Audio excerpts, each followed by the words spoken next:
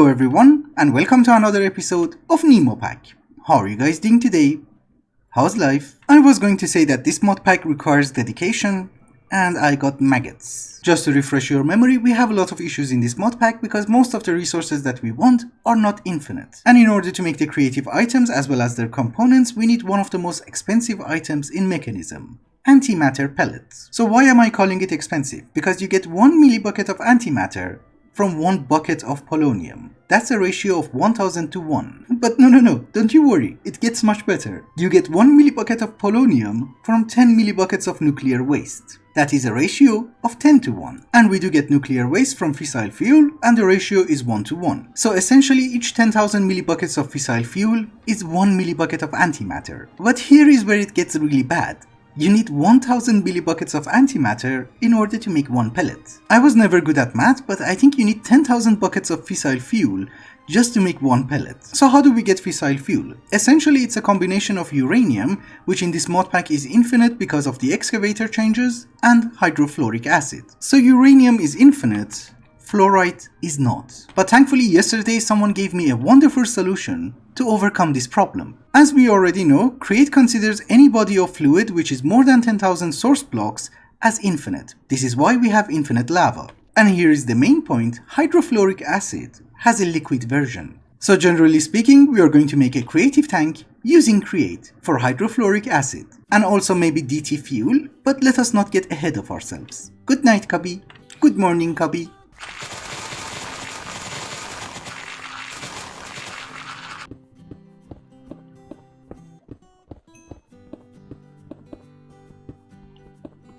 So how do we start?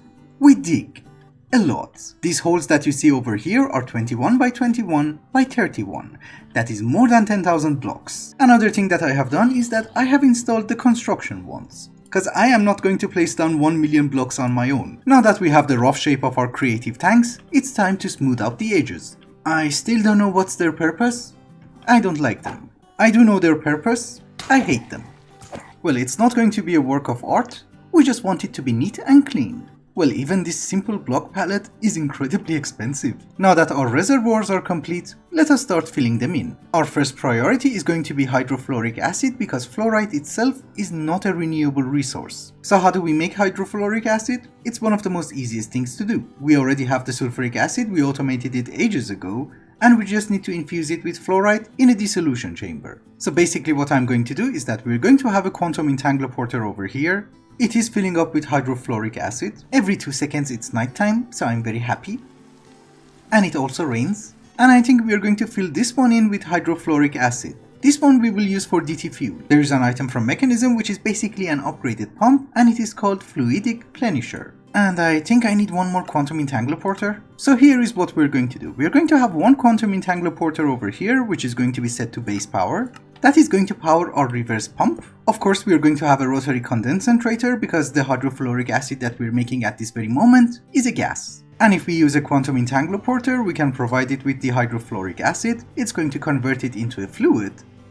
Hopefully, yes. And I forgot to bring mechanical pipes. Well, it's okay, because I also forgot to bring the upgrades. So we put the mechanical pipe and you should get it, right? No. Yes, now it's working. I just had to configure it. But that, ladies and gentlemen, is essentially our hydrofluoric acid. And it doesn't kill you. Or maybe darkness cannot dissolve. Although, needless to say, this is going to take a bajillion years. One thing that I should have paid attention to, and I didn't, is that the fluid placer that we have has a limited range. So if you put it up here, it's never ever going to reach down there. It's a good thing that I actually tested with a bucket, because the only bucket that I managed to get was around here. So all the rest was just garbage. Anyways, I did pick up all the hydrofluoric acid using a pump, and we are storing it inside the ultimate mechanical pipe. And that is almost 5,000 buckets. So producing it is not going to take a bajillion years, filling it in is. Because I have to do this every few layers. Also, it's very confusing. Even though it's a fluid, you don't need any oxygen. You can just stay here. Okay, the range seems to be good. All of these 2 layers are filled. And of course what that basically means is that I need to fill in the next 2 layers. And just out of curiosity, we should check how much fluorite we have. 38,000. That's more than enough. Let us take a very small break from hydrofluoric acid because that is going to take a very long time anyways, and focus on something else. Psi mod. It is something that I wanted to do for a very long time, but I've been lazy. Psi is a magic mod, but instead of using a wand in order to cast spells, you have a casting assistant device, or basically CAD for short. Anyways, how do you make it? It's super easy. You start with an iron CAD. This is not the default recipe in this mod pack, we have to add a rune of mana. So here is our iron CAD assembly, and here is our CAD assembler. And again, this is not the default recipe, this should be just iron. In this mod, the first item that we have to get is called sawdust. How do we get it? We need redstone. This iron CAD assembly that you see over here on its own is garbage. What we have to do is that we have to put it inside the CAD assembler and just take it out. Now if we throw the redstone dust on the ground and right click, we get sawdust. Uncraftable. Yes. And fun fact of the day, this is now garbage. So why was it garbage? Because it was a very basic CAD. It did not have a core, a socket, or batteries. Meaning that you cannot cast any spells with it. But if we want to cast spells, we need to make another one. But this time we also need a core, a basic socket, a basic battery, and of course, some bullets. If you want to compare it to Thaumcraft, this is basically your wand foci. So first things first, we need to assemble our CAD. So the core, the socket, and the battery goes in, and we have a CAD. And you might notice that this guy that we just made is a little bit different than this one. And basically what that means is that the new CAD that we have can cast some spells. How do we make spells? We need a spell programmer. And the first spell that we need to cast is to get psi metal. So if you right click on your spell programmer, right click again and look for infusion? Yes, infusion, and if we select it, right click with a bullet, put the bullet inside our CAD and drop some gold on the ground and again right click. Here is our psi metal, the alloy of all. Oh, so what is the point of doing all of these stupid things? If we look at our spell programmer, you might notice that our infusion trick or infusion spell has different attributes. It has a complexity of 1 out of 14, potency of 100 out of 100, cost of 1200. And if you look at different types of CAD, you might notice that each of them can handle different attributes. Basically the best one that you can get is either ebony or ivory. And of course the higher tier of core, socket or battery that you use will also improve your power. Therefore what we are trying to do is that we are trying to get the highest tier of CAD assembly with the highest tier of components. So far we got the psi metal, now we need the psi gem. The spell for getting psi metal was called infusion, for psi gem it's called greater infusion. So again we right click with a bullet, put our CAD inside, add the bullet, and this time by holding C we can actually select which spell we want to cast. We want greater infusion. And again you should remember that this is a very basic CAD assembler, so if I throw the diamonds and want to get some psi gems, if I right click, it's not going to work. So what do we have to do? Well, generally we have to make a golden CAD and then use infusion in order to get the psi metal CAD because it is an infusion recipe. However, in this mod pack we have a recipe for psi metal CAD assembly, so we can just craft it. Yes, we can just craft it, it's just that we're missing a few ingredients. We have rune of mana on auto crafting. Do you work actually? Do you? Yes, it does. So I need to craft another one, obviously, and we also need to make 1 terra steel. That's it. Oh, and by the way, the reason that it's super fast is that we have a lot of mana pools. Anyways, now that we have all the ingredients, here is our psi metal CAD assembly. We also have access to psi metal, so we can make a better core, a much better socket, and a much better battery. We just dump everything inside our CAD assembler, we get our new CAD, and we also give it the bullets. So now if I select greater infusion and get some diamonds, that should give me psi gem. Thank you. Of course you might think that we are done, and yes, we are basically done because most of the spells that I want are actually compatible with psi metal CAD assembly.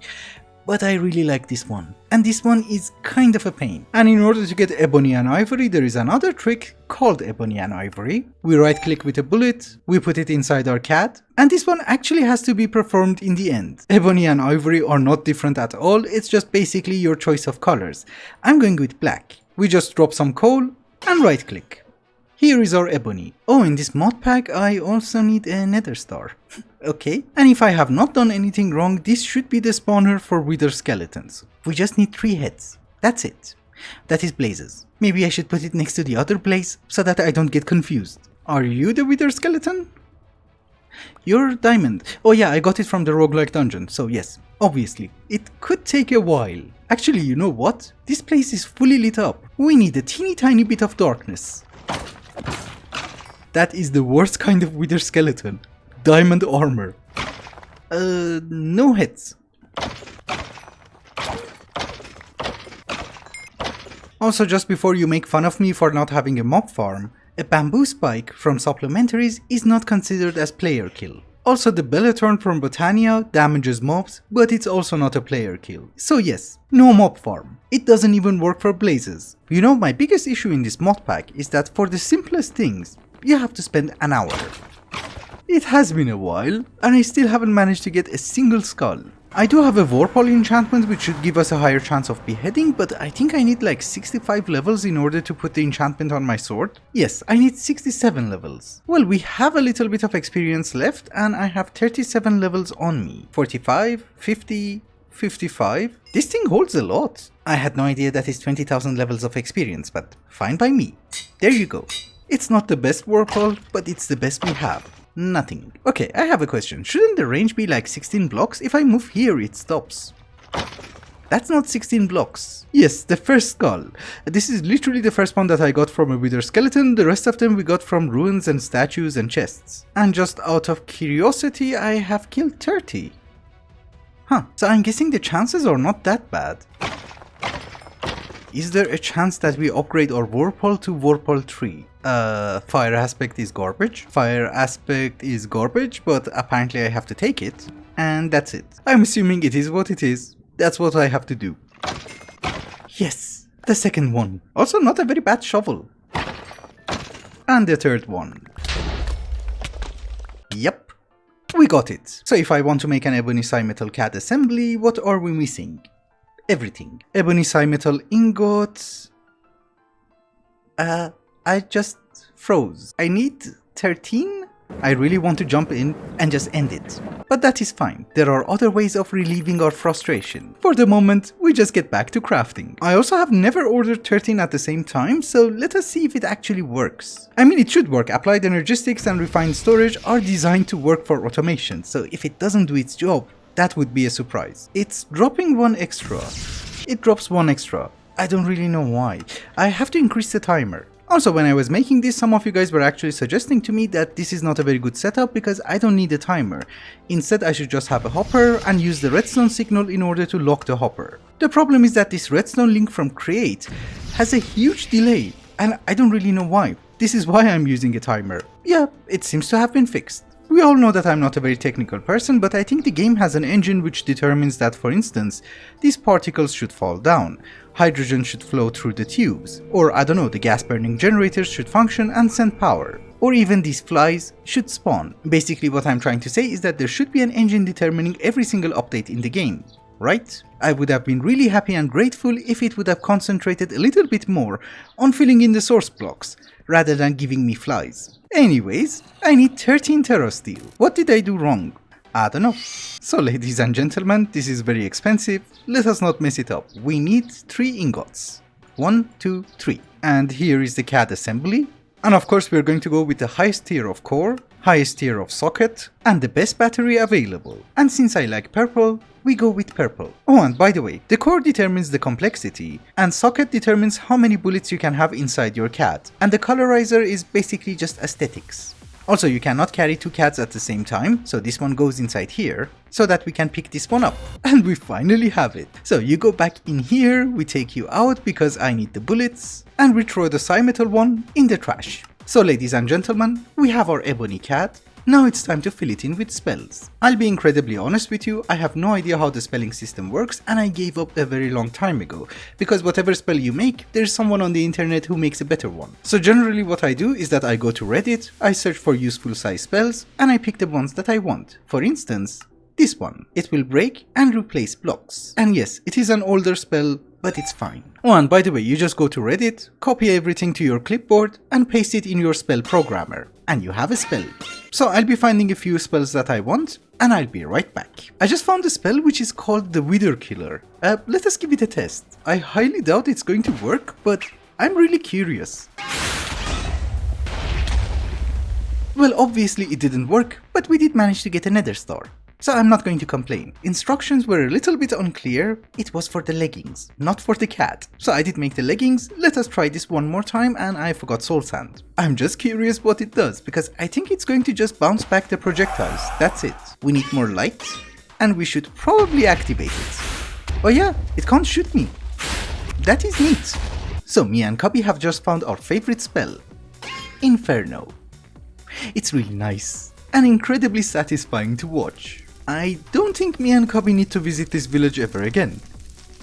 Let us get back to work. Hydrofluoric acid. It seems that our cheaty creative tank actually worked because I do not see any source blocks being taken off. I am using an electric motor, a hose pulley and a pump, and everything is at max RPM, which is 256. Oops, I should not have done that.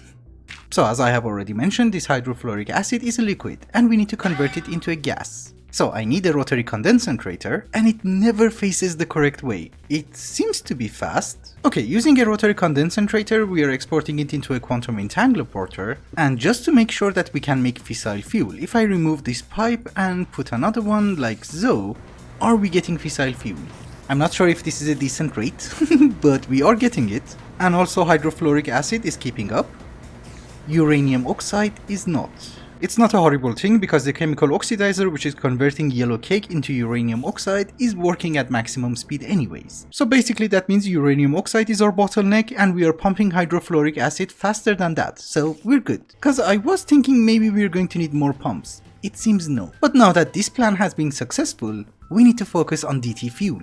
Of course we are not going to do DT fuel today, but we are going to try and get HDPE. So why do we need HDPE? Because in order to make DT fuel, which is for the fusion reactor as well as polonium, we need one HDPE sheet in order to make a solar neutron activator. It doesn't really have that many uses, maybe except for the SPS casing, so we need, I don't know, like a few hundred? Did you just bite me? How dare you? So this is going to be a temporary setup and I'll be removing it next episode. We are already producing ethylene over here, we need to make a connection. By the way, how much ethylene do I have? 55,000 buckets. Holy! That goes inside the rotary condensator. Okay, if I put you like this, will you face the correct way? Okay, good to know. The rotary condensator is going to make us liquid ethylene, which goes inside the PRC. For a very weird reason, I had a channel on my quantum entangler for oxygen, so we're going to use that. That makes our lives a little bit easier. And if we give you substrate, you should give me HDPE. And a little bit of oxygen. So we're going to extract that oxygen into a chemical tank, and we're going to void it. And the rest of that is easy peasy. We just need an output chest, input chest, kill the zombie, get some substrate, kill another zombie, put the substrate inside our PRC. Well, it does work at a decent speed, so I'm not going to complain. Anyway guys, I think it's also a good time to wrap up the episode. Next episode we are going to focus on polonium and getting DT fuel. Thank you so much for watching, and I hope you enjoyed it. Till the next one, bye bye.